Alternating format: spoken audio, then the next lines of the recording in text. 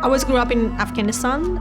When I was like 9 years old, and Taliban come in 1996, take over Afghanistan, and they came to our houses, and they collected all the books and the TVs, and they put all of those books and TVs and set them on the fire. I think that at that time I just looked from the window of my house to see that freedom and ideas and the knowledge is turned to ash. And yeah, I mean, that moment I get very angry. Watching her books burn lit a fire in 9-year-old Roya Mahboob, a fire for making change, a fire that still burns bright today. Mahboob and her family moved to Iran after the Taliban came to power and returned to Afghanistan in 2003 as democracy began to develop.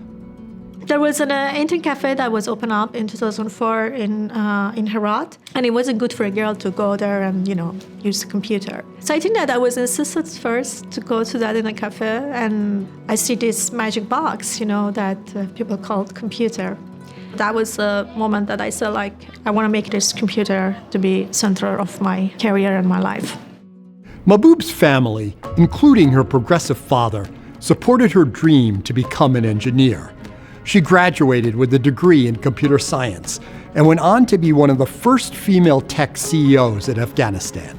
Working as a tech female CEO, I think anywhere part of the world will introduce you with some obstacles and challenges, but also we had a lot of threats.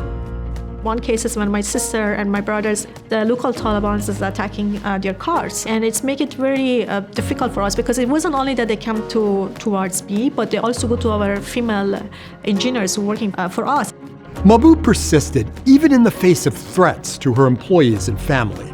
Her company was working for NATO, the US, and the Afghan government when a new opportunity emerged. Back in 2017, Global contacted me and told me that if I have a team of the girls, that they can participate in a robotics competition. And I decided to build a team. And I wanted to show what Afghan women are capable of if you're giving them access to opportunity and knowledge.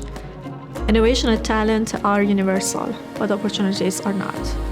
Once again, Mahboob ran into challenges. This time, it was acceptance by the girls' families, denial of travel visas, and even the robots being trapped in customs. But Mahboob remained resolute.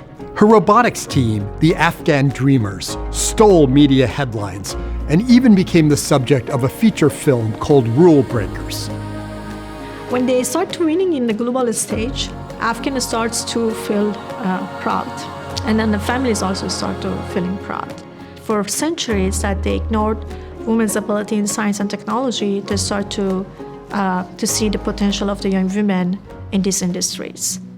Unfortunately, since the U.S. withdrawal from Afghanistan in 2021, the Taliban has retaken control and imposed repressive restrictions on women, including banning girls from school once they turn 12. During the last 4 years, even the Taliban captured, arrested, tortured, and killed.